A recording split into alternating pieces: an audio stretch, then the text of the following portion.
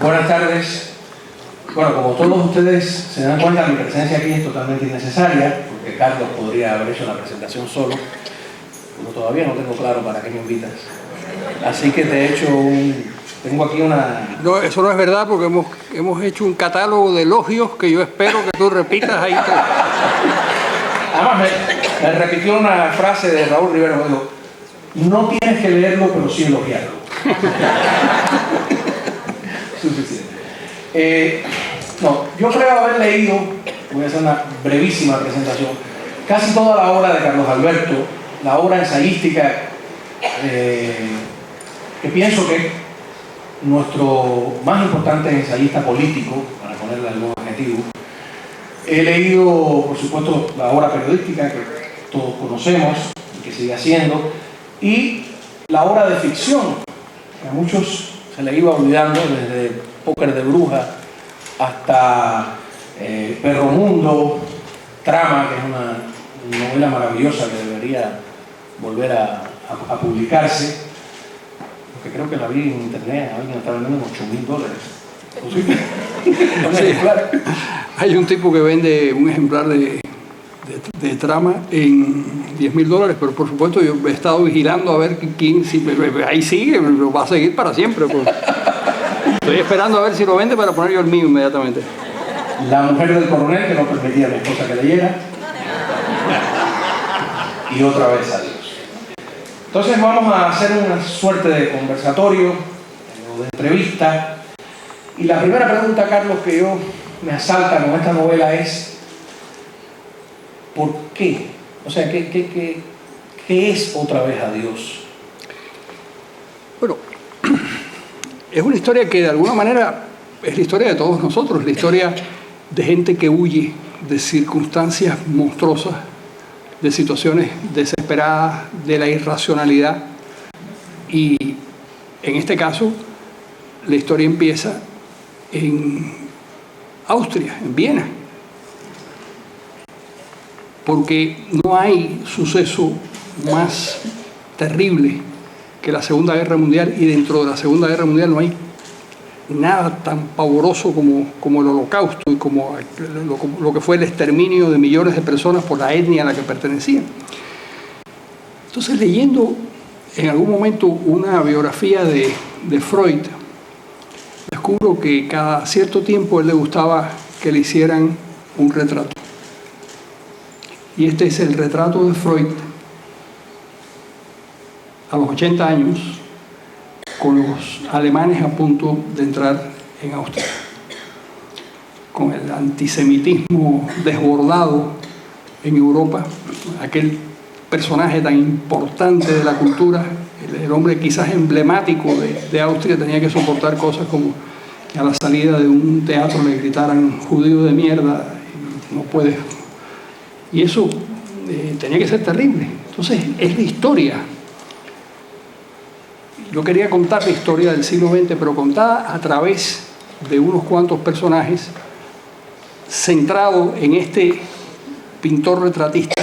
Después les explico por qué un pintor retratista, qué oportunidades le da eso al escritor. Y por supuesto, acaba en un lugar donde supuestamente nunca pasaba nada, que era Cuba. Y ahí pues, eso fue la idea se me ocurrió no con este pintor austríaco, sino con un noruego, que una vez me fue a visitar a la oficina en Madrid. Y me contó, me dijo: yo después de la Segunda Guerra Mundial sufrí tanto que dije, me voy a un lugar donde nunca pase nada, y elegí a Cuba. Pero dije, entonces, como La Habana es una ciudad pecaminosa y terrible, me voy a un lugar donde nunca pase nada en Cuba, y me fui, hice un aserradero en la Sierra Maestra. Y me hicieron la guerra en la sala de mi casa. Por un lado entraba Tabernilla y por otro lado entraba Almeida. Y entonces aquel noruego, que tenía uno de esos apellidos llenos de punticos misteriosos, hablaba el español como un cubano desesperado. Bueno, esta es la historia de esta persona que termina en Cuba, pero no termina, porque tiene que seguir huyendo. Por eso es otra vez adiós. Ahora, aunque la novela pasa por Cuba, no es una novela cubana. Yo no sé si la tradición literaria cubana la traiciona un poco allí al tener un protagonista que no es cubano? Bueno, lo que ocurre es que la universalidad es eso, y la globalización también es eso, y en Cuba vivían muchísima gente que no eran o que venían huyendo de la quema, de la terrible experiencia europea y fueron a carenar a Cuba. Que tengo algunos amigos que están por acá en la sala que pasaron por esa experiencia y que algunos me han contado cosas muy, muy interesantes. Así que además quería, profeso, escapar de la circunstancia cubana, porque la circunstancia cubana finalmente es parte de una historia universal. Es la historia de la gente que huye del fascismo, que la gente que huye del comunismo, que la gente que huye de las dictaduras. Es un siglo dislocado por la represión y por la barbarie, y eso había que contarlo. Y yo creo que eso acerca a Cuba de otra manera, además de que la parte más, digamos que la parte más extensa del libro transcurre en Cuba y hay muchas historias cubanas, algunas que yo conocía tangencialmente y que tuve que estudiar muy de cerca para poder contarlas. Por supuesto, mi protagonista llega a Cuba en el barco San Luis, que es una historia terrible de ese barco con 932 judíos que llegan a Cuba, cada uno de ellos con una visa comprada a un alto precio en Europa, y no los dejan desembarcar, porque hay una pelea absurda entre el presidente Laredo Bru y el jefe de inmigración, y porque además querían seguirle pidiendo, querían aumentar la cuota de dinero, y estas pobres gentes salieron sin nada. A los judíos de Europa, que todavía no había empezado la guerra, los expulsaban como a nosotros de Cuba, sin nada. Les quitaban los anillos, les quitaban todo y les quitaban el dinero. Y esta gente embarcó en un crucero de lujo sin nada. Y llegaron allí y les pidieron $500 a cada uno para poder quedarse en Cuba. Los cubanos fuimos bastante desalmados con esos inmigrantes. No sirve de excusa que los norteamericanos también lo fueron y no los dejaron desembarcar en los Estados Unidos. Ellos pensaron que podían desembarcar en Fort Lauderdale o en Miami y no pudieron, y tuvieron que regresar a Europa. Pero todo eso es parte de la historia cubana. Además, hay una historia cubana que es la historia cubana de la Segunda Guerra Mundial. En este libro yo cuento la Segunda Guerra Mundial vista desde Cuba. A Cuba la rodearon los submarinos alemanes y hundieron unos cuantos barcos de transporte, mataron unas cuantas decenas de cubanos.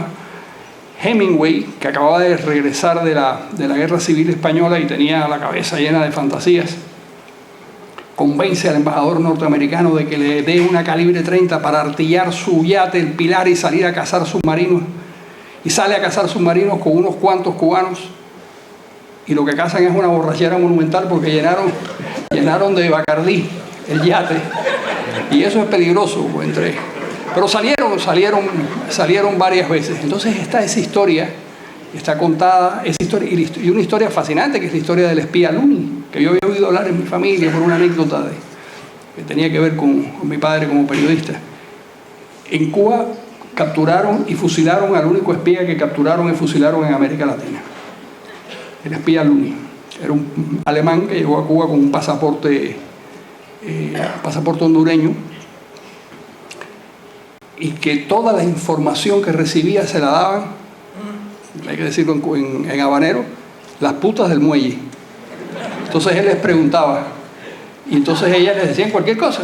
Hay un barco que tiene no sé qué, y entonces el tipo transmitía eso, pero se suponía que lo transmitiera por radio, pero nunca pudo armar un transmisor, porque en Cuba siempre ha sido complicado armar cualquier cosa. Entonces aquel espía tenía que escribir, y los ingleses, que eran el servicio británico, el MI6 era de una maravilla. Desde la primera carta la capturaron.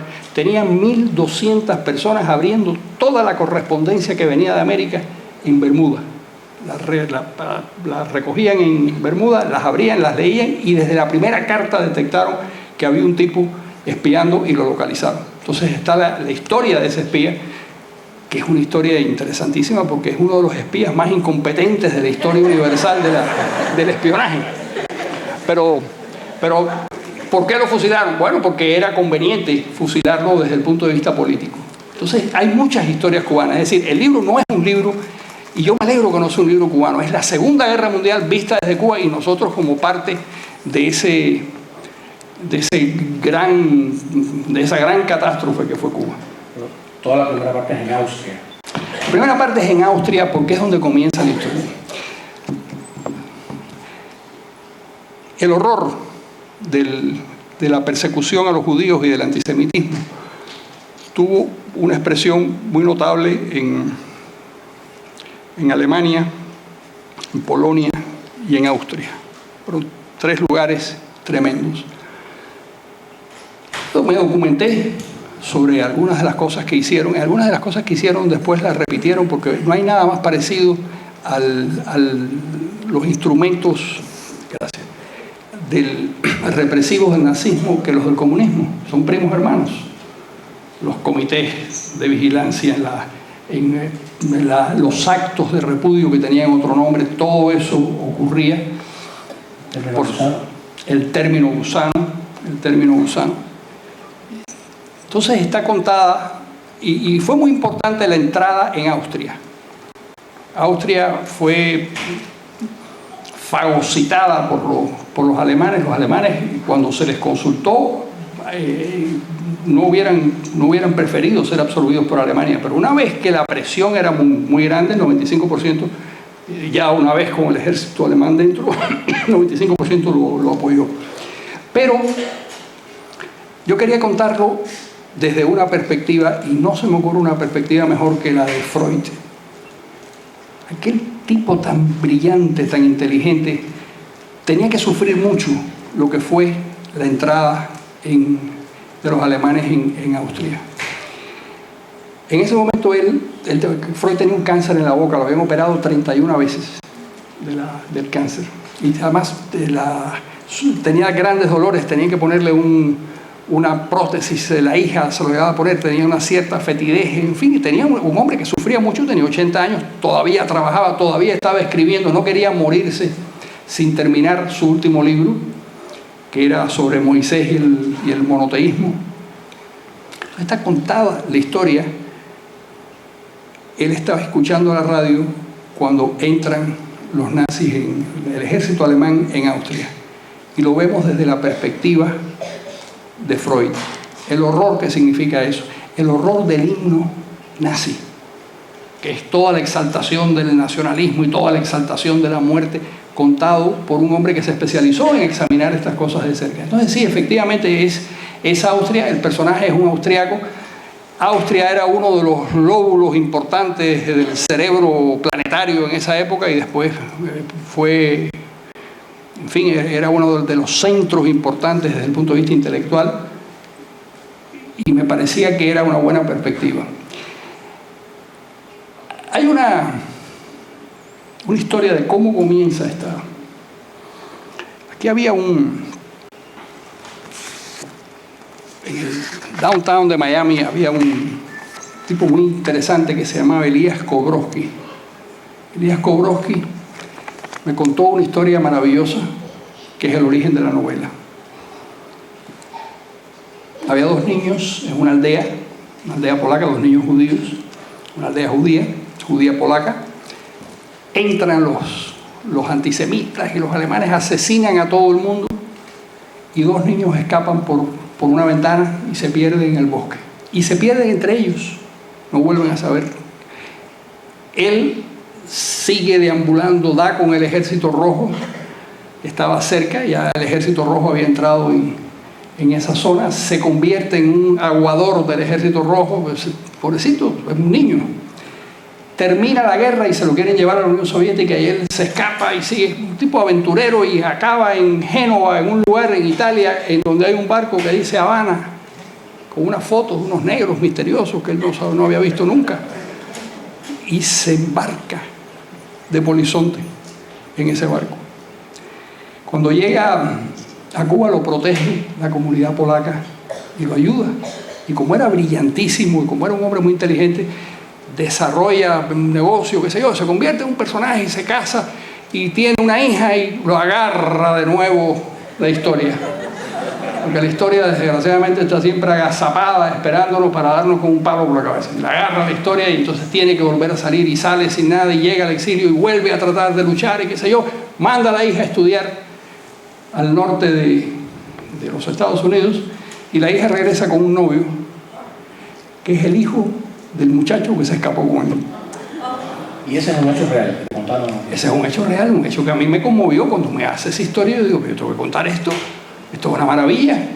Además, eso es como si, parece una historia de Borges, ¿no? Como si todos los factores estuvieran complotados para que eso pudiera ocurrir y esa parejita se juntara. Ahora, tú haces algo en la novela que... Eso es parte de la novela, quiero decir, es una historia lateral de la novela. Que me parece llamativo, que es mezclar los personajes, convertir los personajes históricos en personajes de ficción. Mencionaste a Freud, toda esta... Además, aprovechas a Freud para hacerle el psicoanálisis a Hitler, una trampa literaria. Y tienes a Hemingway, que ya lo mencionaste, pero tienes a Batista como personaje literario, claro, a Ledoux, a Benítez, el general Benítez. ¿No es peligroso esto de convertir a los personajes reales en literarios? Es muy peligroso porque hay que imaginarse cosas, pero las cosas ocurrieron. Es decir, el barco llegó a Cuba y no lo dejaron. ¿Qué pasó ahí? Bueno, pues ahí pasó que hubo un conflicto entre Laredo Bru, Batista por otra parte, el jefe de la inmigración por otra parte, los mediadores cubanos que intentaban, y judíos que intentaban resolver el problema. Entonces había que imaginarse eso. Y Batista era un hombre joven de 30 y tantos años, que era el hombre fuerte en Cuba, y algo tuvo que decidir en esa cuestión. Entonces yo me imaginé, y me imagino además cómo debió ser ese personaje. Siempre somos injustos, pero si nosotros no nos conocemos nosotros mismos, conocer a otro ya es mucho más complicado. Pero lo que trato es de hacerlo con la mayor honradez posible. Trato de no traicionar la esencia de... Yo conocí a Benítez, el hijo el general Benítez era el hijo del jefe de inmigración, el Cabito Benítez era el jefe de inmigración, que también ascendió después de la guerra, mucha gente ascendió y de cabo acabó en general y qué sé yo. Y era un pillo simpaticísimo. Entonces, de alguna manera sencillo tratar de imaginarme cómo esta gente estaba tratando de medrar con el dolor. Y con problemas lo hemos visto después en el exilio. Muchas veces nosotros hemos sido las víctimas de gente que para poder salir de Cuba te cobran y te hacen qué sé yo y te hacen horrores. Bueno, eso mismo se lo hicimos nosotros a otras personas. Es algo muy incómodo que hay que aceptar que fue así. Pero eso de contar y de meterse en los personajes y tratar de explicarse cómo fue la conversación del embajador norteamericano Braden con Hemingway. Bueno, yo no sé cómo fue, pero yo la cuento. Y lo cierto es que Braden le entregó una ametralladora y le entregó $1000 mensuales y él lo convenció de alguna manera de que lo ayudara. ¿Cómo fue la mediación de Batista en todo esto? Les decía al principio que a mí me sirve mucho el hecho de que mi protagonista sea un retratista. Porque el retratista, como el diablo cojuelo que levanta el techo de las casas y se mete y ve todo lo que pasa, el retratista puede sentarse frente a cualquiera y puede hacerle un retrato a cualquiera. Y yo quería hacerle un retrato a Lezama Lima y a la casa de Lezama Lima. Bueno, pues por supuesto que mi protagonista se lo hace y le hace además 2 retratos a Batista, no 1. Y eso es parte de la trama de la novela. Y hay una tertulia en la que están todos. Hay una tertulia en la que están todos, porque además eso también ese es uno de los beneficios tremendos que tiene la posibilidad del escritor, de las ventajas que tiene el escritor. El trabajo de la protagonista, lo que hacía tenía una galería de arte y donde se reunían con tertulias y qué sé yo, en la calle Prado, un caserón en la calle Prado, y entonces eso me sirve para mezclar a todo el mundo y para contar un episodio seminal de la historia de Occidente, pero que a Cuba le estremeció de una punta a la otra, que fue la Guerra Civil Española. La Guerra Civil Española en Cuba se peleó esa guerra. Dense cuenta que las brigadas de los Estados Unidos tenía 2.500 personas, pero hay que ver el tamaño de los Estados Unidos. En ese momento Cuba tenía 4 millones de habitantes, o 3 millones y medio de habitantes, y había 1.000 cubanos peleando en la Guerra Civil Española. O sea que fue un hecho seminal para la historia cubana. Además, fue un hecho que fue un parteaguas en muchos sentidos. Y esa tertulia me sirve para contarla, para verla a través de distintos personajes. Hemingway, que acaba de llegar de la guerra; Lino Novascalvo, nuestro escritor, que casi lo fusilan. Estuvo una noche esperando que lo fusilaran por la barbarie de esos conflictos. Y lo salva Pablo Neruda y María Zambrano, que intervienen. Los mismos comunistas lo salvan, pero el Lino estaba cercano a los anarquistas, pero lo querían fusilar porque 2 años antes había publicado unos artículos sobre una huelga que había habido en Asturias, y entonces deciden matarlo. Y tenía razón Lino. Lino es un escritor prodigioso que yo admiro mucho. Pedro Blanco el Negrero. Entonces la novela me da la oportunidad de decir que es la mejor novela cubana escrita. A ver, ¿quién me lo desmiente? Yo en este punto tengo que confesar que estoy muy disgustado con la novela, porque Carlos hace algunos elogios soterrados a amigos, muchos que están acá, pintores, etc., y le ponen sus nombres a los protagonistas. Entonces yo llego a medianía del libro y me encuentro un personaje que se llama Juan Manuel, y veo y digo, algo que me es familiar. Recuerdo una conversación en la que traté de pasarle gato por liebre a Carlos hace muchos años, y digo, ¿este Juan Manuel soy yo? Pero resulta que duré un párrafo. Me mató en 4 líneas. Soy el personaje más corto de la historia de la literatura universal. Te di 56 palabras exactamente. Pero efectivamente, porque yo no sé los demás escritores, porque cada uno tiene su receta y su modo de escribir. Yo tengo que ponerle cara a la gente, y tengo que ponerle nombres. Tengo un amigo Kravec por ahí, que hay un personaje en la novela que es Kravich, o sea que ahí ni siquiera fui muy original, que también es eje de una historia. Y también le debo en la novela a muchos amigos que me ayudaron a no meter la pata en la parte ritual del judaísmo, que es tan compleja. Y me ayudaron y leyeron. Mi amigo Jaime Einstein, que es un cubano que sea de apellido Einstein, y que además se parece a Einstein, lo cual es complicado porque no sabe sumar. O sea que, para mayor complicación, es un brillante abogado y es un brillante escritor, pero la ciencia no se le da. Jaime me ayudó mucho, me ayudó Liat Altman, me ayudó la señora Béjar, fue Belinda Béjar, que también Rafael Kravec me contó cosas interesantes.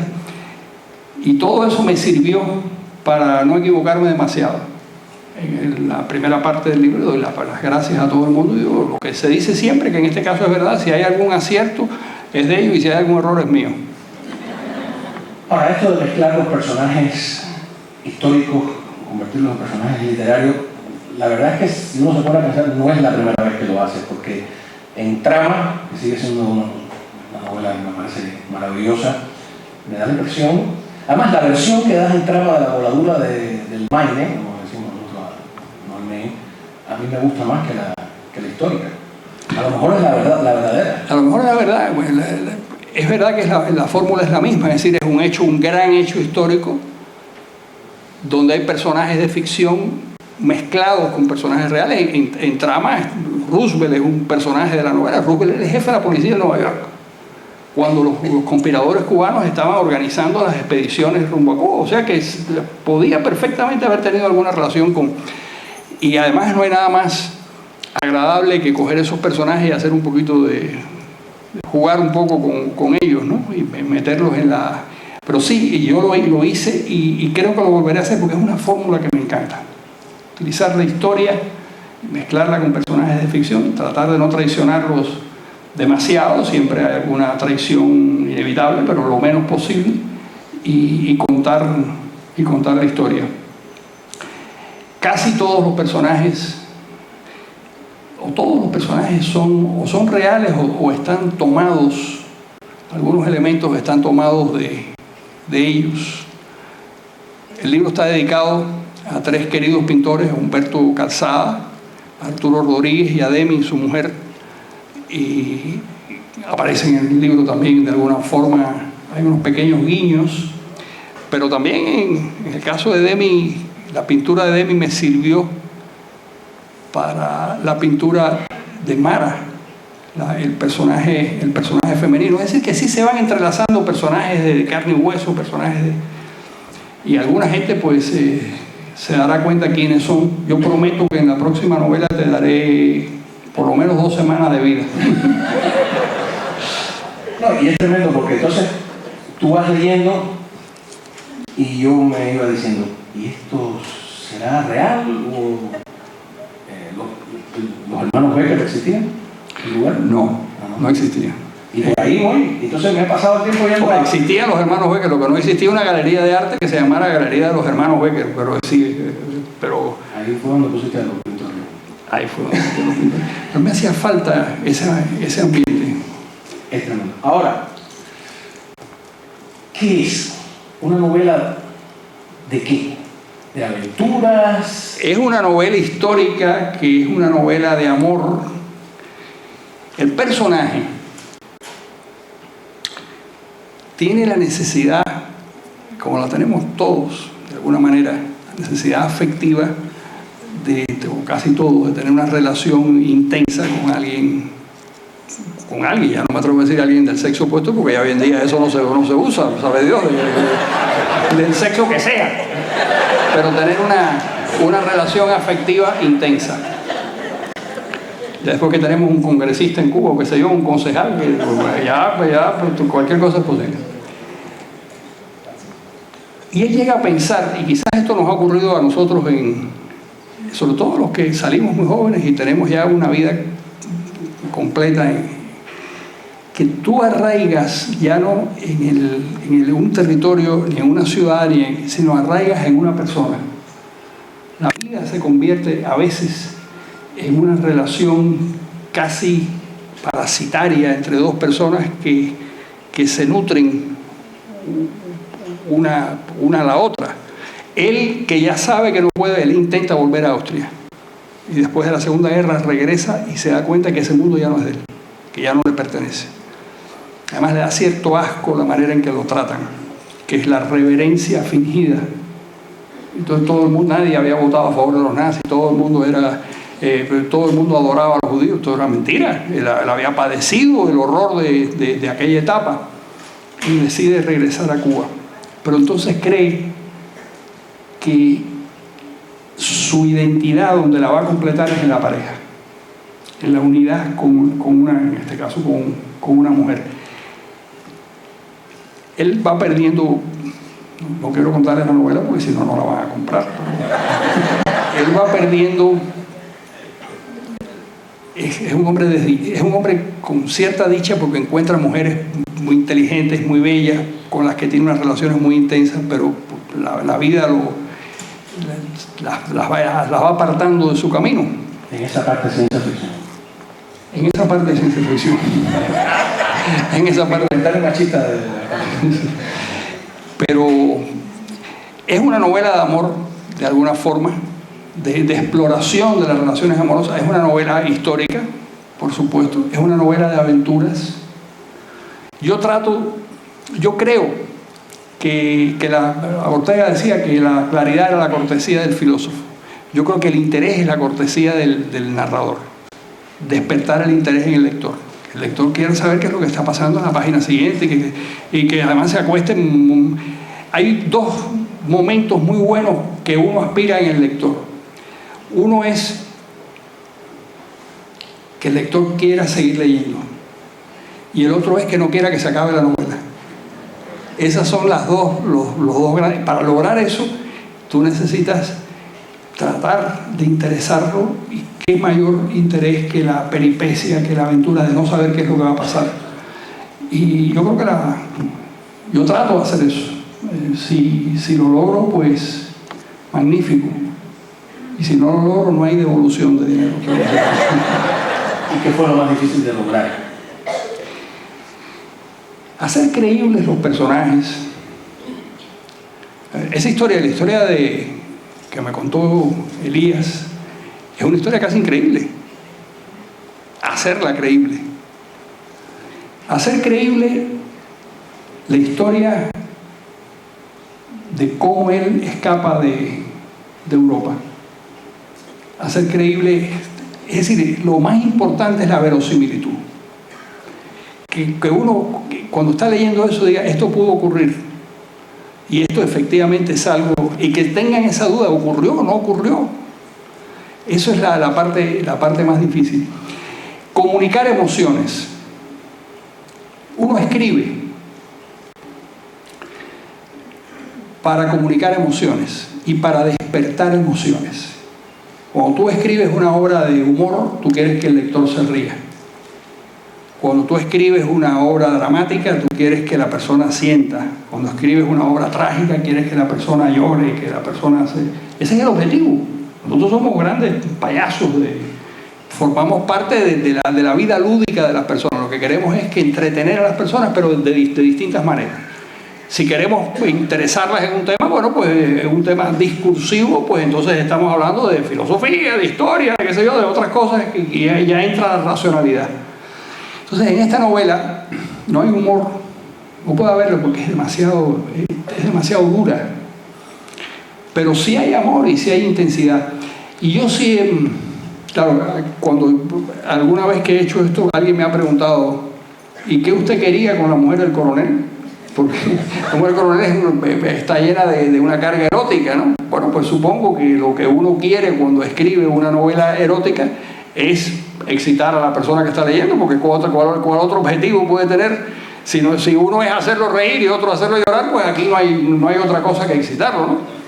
Aquella definición famosa de Berlanga, cuando dirigía una colección de novela erótica que se llamaba La sonrisa vertical, y le dijeron, pero bueno, ¿cuál es la definición de un gran libro erótico? Y dijo, bueno, son aquellos que se leen con una sola mano.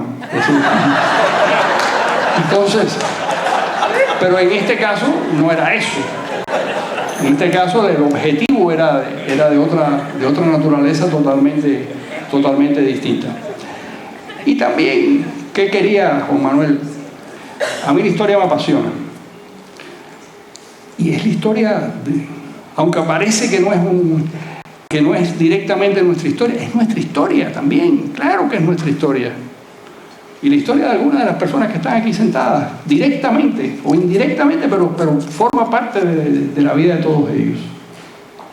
Bueno, cuando nos cuentan la historia de Cuba, yo siempre digo, sin contarnos la historia de España, cuando nos hablan de 1868, de Carlos Manuel de Céspedes, del 10 de octubre, sin contar la gloriosa. Claro, la revolución inmediata que hay en España, claro. Y cuando nos cuentan la independencia de las colonias aquí, sin contar que Napoleón había entrado en 1810 y había descabezado el imperio, nos cuentan la mitad de la historia, ¿no?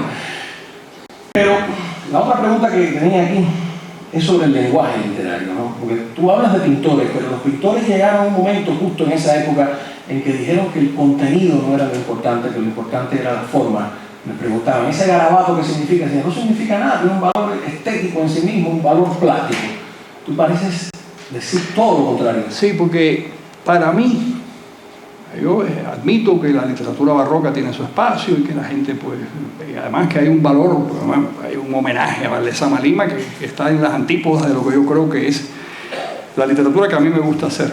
Pero yo creo que el lenguaje es un instrumento servicial, un instrumento que debe estar al servicio de la historia. Es lo que yo quiero transmitir emociones, quiero transmitir ideas. Y cuando la prosa interfiere en ese proceso y se convierte en artificio y se convierte en algo que tiene un valor por sí mismo, bueno, pues, que es la esencia de la literatura barroca, eso tiene un valor, pero para mí no. Yo quiero contar un cuento, yo quiero contar una historia y quiero contarla con cierta economía. Por eso el libro es un libro con una prosa bastante clásica, a pesar de que hay una estructura que no es una estructura clásica, es decir, yo recurro a distintos mecanismos para transmitir todo esto, pero el lenguaje siempre es un lenguaje claro y directo. Puede estar estructurado de maneras un poco más complejas. A veces hay unos diálogos continuos que uno tiene que tener bien cierto cuidado con saber quién está diciendo qué, pero son pocos. Y además yo creo que se entiende. Sí, sin puntuación. Es un logro, ¿no? Que tú por la voz, sin necesidad de decir que habló Fulano, habló Mengano, sepas descubrir exactamente quién es el que está hablando, ¿no? Como ustedes se dieron cuenta, sobraba totalmente, se me acabaron ya casi las preguntas. No. Nos ha gustado saber que escribiste La mujer del coronel, has escrito otra novela y los que leímos desde el principio, Perro Mundo, Trama, etcétera, siempre hemos creído que hay en ti un novelista que has sacrificado por el tema político, por el ensayo. Bueno, esa era mi vocación. Mi vocación era la ficción. Lo que pasa es que entre lo que uno quiere hacer y lo que la vida le depara es o lo que los enredos en los que se mete uno te van desviando de lo que tú quieres hacer y te convierten en otra cosa. Pero lo que yo más disfruto es la ficción, la verdad. Imaginarme una historia, contarla, es lo que más. ¿Tienes otro libro? Sí, un libro que se desgaja de este. Este es un libro de la Segunda Guerra Mundial, del enfrentamiento entre fascistas, los nazis, el horror del antisemitismo, el horror del holocausto, todo eso en la Segunda Guerra Mundial pasada por Cuba. Un personaje extraordinario que da vueltas en ese mundo hasta que para en Nueva York, donde su vida se detiene. Pero mientras escribía esto, hay un capítulo en el que aparecen en Cuba unos personajes que fue una cosa real. En 1954 en Cuba llegaron varios intelectuales españoles que venían de la guerra civil, que habían hecho un giro del comunismo al anticomunismo, y van a crear el comité, el Congreso Internacional por la Cultura, que fue una operación de la CIA para contrarrestar la ofensiva tremenda de la Unión Soviética en el terreno intelectual. Todo esto empieza en 1948. En 1948 hay un teatro en Nueva York donde se reúne la izquierda comunista, la izquierda estalinista en ese momento, y hay alguien en la audiencia que se da cuenta que lo que está pasando es muy peligroso. Y esa persona se lo comunica al gobierno de Truman. Dice, lo que está ocurriendo es que todo el pensamiento de Gramsci, del control del Estado y el control de la sociedad mediante el control del aparato intelectual y académico, eso está en marcha. Entonces, milagrosamente, porque ya ustedes saben lo difícil que es mover este país, milagrosamente, ese campanazo tiene una consecuencia, que es que por primera vez se reúne el gobierno de los Estados Unidos para enfrentarse a ese problema y desarrollan todo un proyecto de enfrentamiento con la Unión Soviética en el terreno intelectual. Y eso es un episodio interesantísimo. ¿Qué hacen con la izquierda? Con excomunistas. Y el que lo encabeza es Arthur Koestler, que es uno de mis escritores favoritos y de mis personajes favoritos. Entonces, eso era parte, es decir, estos personajes llegan a Cuba en 1954, efectivamente llegan, crean el Congreso por la Libertad de la Cultura, y ¿saben ustedes quién era la cabeza más entusiasta de esa operación de la CIA? Raúl Roa. Raúl Roa, el que luego fue ministro de Batista. ¿Sabían que detrás de eso estaba la CIA o no? No lo sé.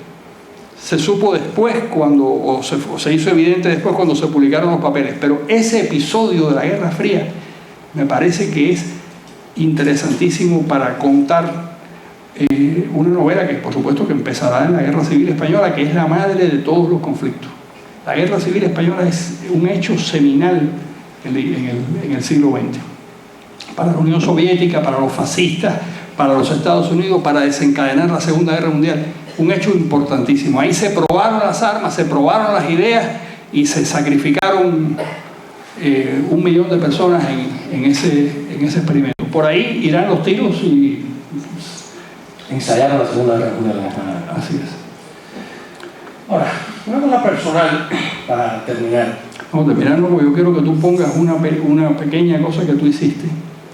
Aquí hay donde ponerlo, ¿no? No sé, me imagino. Rosy Guanzo la veo, que es la actriz principal. La novela es muy triste, Carlos. Es muy triste. Bueno, porque es que el siglo XX, que se ría en el siglo XX, hay que fusilarlo al amanecer. Es muy triste, es un siglo muy triste, es un siglo de gran barbarie.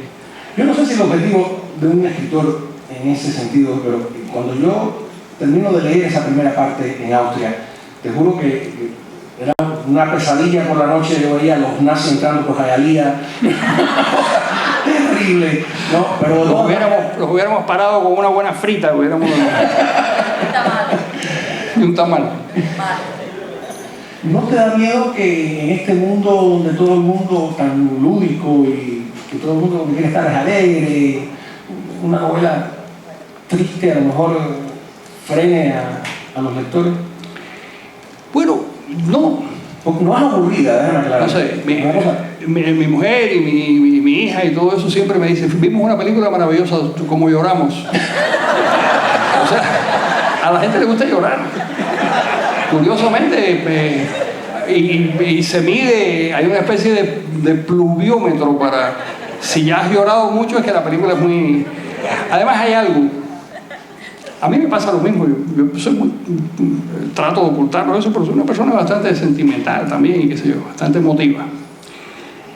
Y las cosas que me emocionan me gustan, aunque sean unas emociones incómodas, pero me gustan. Me hago loco y no se me ve la lágrima y esa cosa, pero por supuesto que me tocan. Y yo me imagino que hay espacio para eso. Si no, las telenovelas no existirían. Porque el secreto de una telenovela es que la gente empieza a llorar desde que prenden el televisor. O sea que hay bastante. Yo creo que eso pudiera ser interesante. Todavía no sé, pero aquí es muy difícil hacerte llorar, ese es el problema, Juan Manuel.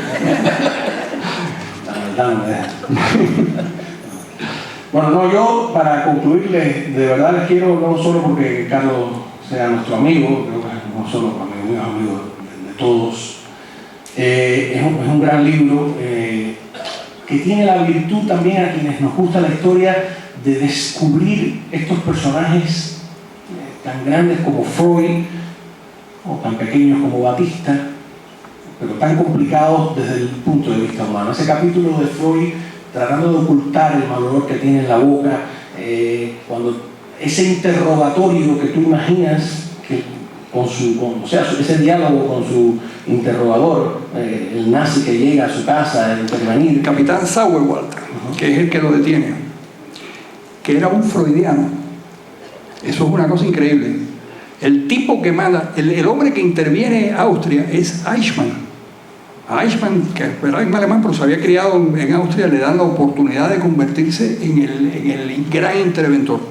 Y como pasó en Cuba, cada una de las empresas nombraron las empresas judías a un interventor que era el que tenía que quedarse apoderarse de la empresa. Nadie podía tocar un papel, exactamente una cosa muy parecida cuando uno lee y al capitán Sauerwald, que es el que le toca interrogar a Freud, tenía admiración por Freud desde el punto de vista intelectual. Era un nazi, era de la SS, pero era un doctor en química, era otra cosa.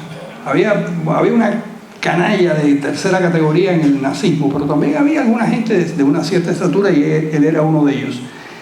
Y la familia de Freud se queda realmente impresionada por ese personaje tan extraño que tiene un diálogo con Freud, donde de alguna manera lo que hace es jugar con la metodología de Freud.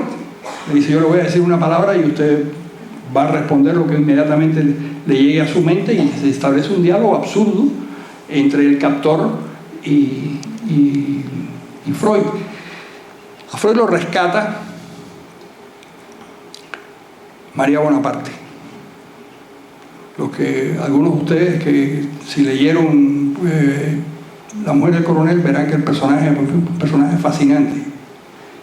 Es la sobrina bisnieta de Napoleón, que fue la primera mujer psicoanalista de Francia y que fue discípula de Freud. Y ella es la que paga el equivalente entonces de $250.000 por rescatar a Freud, que eso era muchísima plata en ese momento. Porque si no, acaba en un campo de concentración y se muere como sus hermanas ahí, porque ahí no había ningún respeto por la jerarquía, ni mucho menos. Mataban a cualquiera, y todavía no había empezado la guerra. Les aconsejo a los que tengan curiosidad que busquen a ese extraordinario personaje que es María Bonaparte. Les cuento que entre las excentricidades, María Bonaparte fue a ver a Freud para curarse un problema de frigidez. Y ella tenía un esposo que era bisexual y ella también era bisexual, y tenían una complejidad al sur de la cintura muy, muy enredada. Era un mundo muy enredado. Y Freud no funcionó, no pudo resolver el problema de la frigidez,